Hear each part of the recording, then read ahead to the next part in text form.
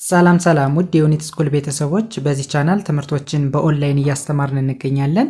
የምናስተምራቸው ትምህርቶችም አማርኛ፣ እንግሊዘኛ፣ ሂሳብና ሌሎችንም ትምህርቶች በማስተማር ላይ እንገኛለን። ለመማር የምትፈልጉ ቤተሰቦቻችን ቪዲዮ ላይ ባስቀመጥነው ስልክ ወይም በኢሞ፣ በቴሌግራም፣ በዋትሳፕ በሌሎችም የሚዲያ አማራጮች ሃሎ ይበሉን፣ ይደውሉልን፣ ይማሩ። በዛሬ ትምህርታችን የቪዲዮአችን ደግሞ በሎንግ ሳውንድ ወይም ደግሞ ረጅም ድምጽ ብለን በምንጠራው ፓርት 1 ወይም ደግሞ ክፍል 1 ብለን የምንጀምር ይሆናል። እንግዲህ ከዚህ ጋር የምታዩቸው አምስቱ ቫውሎች ወይም ደግሞ አናባቢዎች አሉ።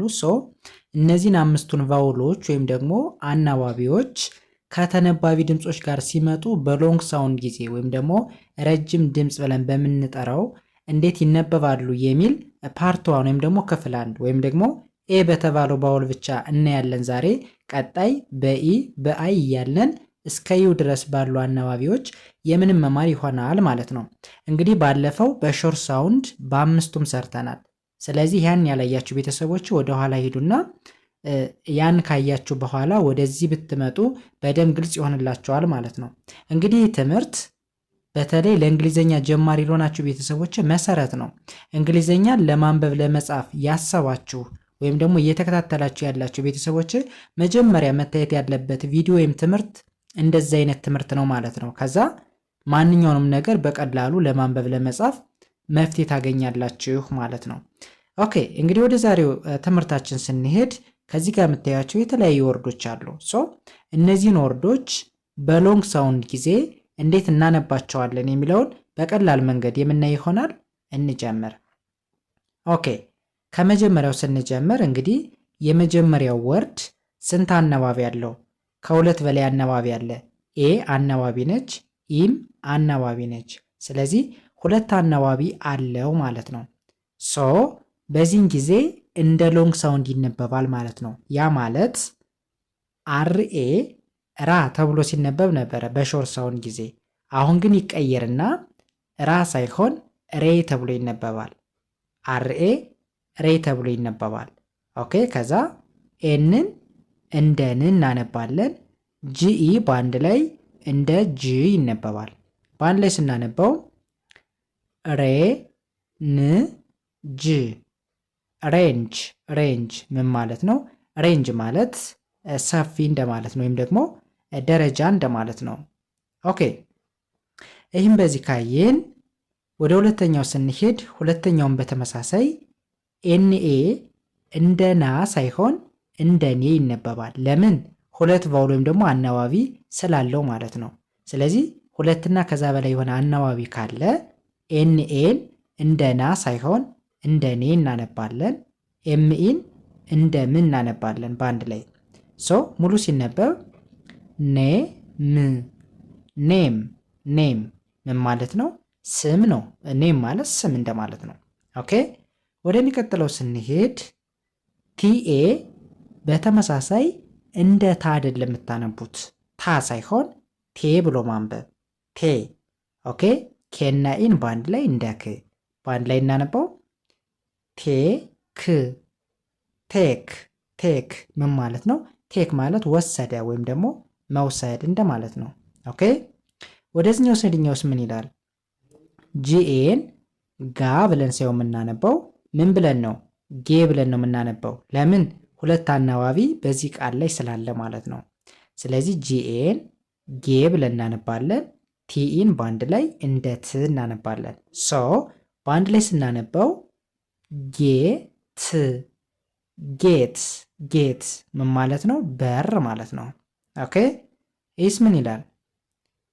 ኤፍኤን እንደ ፋ ሳይሆን እንደ ፌ ማንበብ፣ ኤስኢን በአንድ ላይ እንደ ስ ማንበብ። ስለዚህ ፌንና ስን በአንድ ላይ ስታነቡት ፌስ ፌስ ፌስ ምን ማለት ነው? ፌስ ማለት ፊት ማለት ነው። ኦኬ ወደዚህኛው ስንሄድ ኤፍኤ ማለት ፌ ማለት ነው። ፋ ብለን ሳይሆን የምናነበው እንደ ፌ ነው የምናነበው ማለት ነው። ኬናኢን እንደ ክ ነው የምናነበው። ለምንድን ነው እንደዚህ አድርገን የምናነበው? እንደነገርኳችሁ ሁለትና ከዛ በላይ የሆነ አናባቢ በዚህ ቃል ላይ ወይም ደግሞ ወርድ ላይ ስላለ ማለት ነው። ስለዚህ ኤፍኤን እንደ ፌ፣ ኬኢን እንደ ክ በአንድ ላይ ስናነባው ፌክ ፌክ ፌክ ምን ማለት ነው? ሐሰተኛ እንደማለት ነው። ኦኬ ኤስ ምን ይላል? በተመሳሳይ ኬኤ ማለት እንደ ካ ሳይሆን የሚነበበው እንደ ኬ እናነባለን። በተመሳሳይ ኬና ኢን እንደ ክ ባለ ስናነበው ኬ ክ ኬክ ኬክ ኬክ ማለት በአማርኛውም ኬክ ነው። ኦኬ መልካም። ይህንም በዚህ ካየን ወደዚህኛው እንሂድ። በተመሳሳይ ወደዚህኛው ስትሄዱ አርኤ ማለት ራ ተብሎ ሲሆን የምንነበበው እንደ ሬ እናነባለን፣ ሬ እንላለን።